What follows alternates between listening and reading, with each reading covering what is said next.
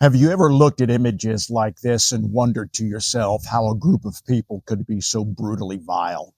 There's a clear answer explaining why Islam is such a violent geopolitical system. And the answer is found at the very beginning of the Muslim experience.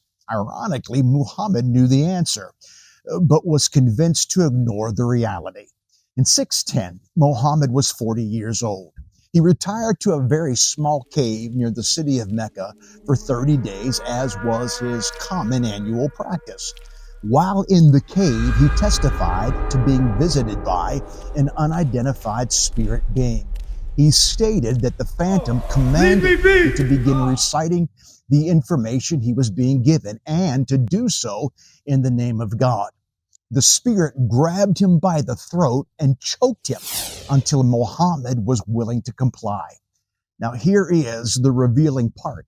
Muhammad was terrified by the experience and trembling violently sought comfort from his wife Khadijah.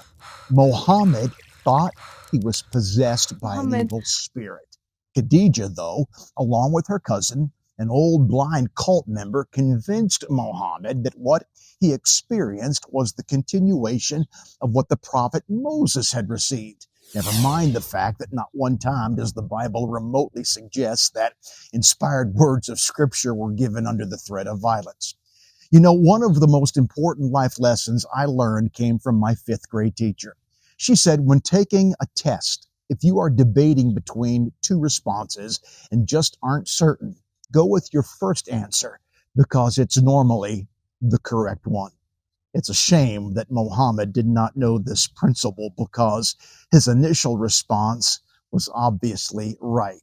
He believed that he was being inspired by a demon, only later to be talked out of it. If you think it's important for other Americans to know what we're facing and where it came from, then share this video. And if you want more videos coming your direction that explains the Islamic worldview, hit that like, follow, or subscribe button.